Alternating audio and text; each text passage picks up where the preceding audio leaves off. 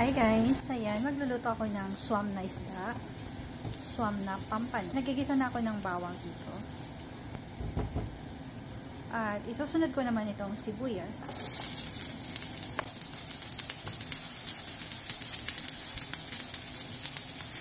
Ilagay ko na itong kamatis.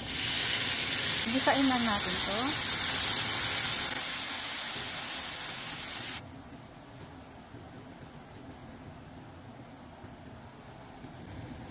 Maglagay tayo ng asin, paminta, yan, at saka tubig.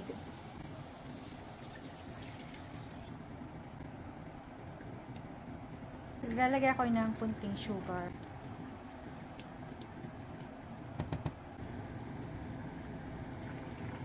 Pwede nang ilagay itong pampano. So, hayaan lang nating kumulo yan.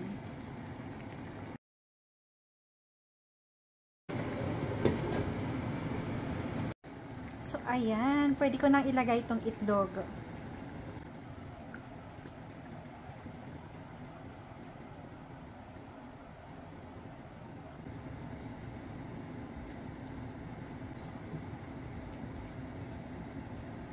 Spring onion. Yan.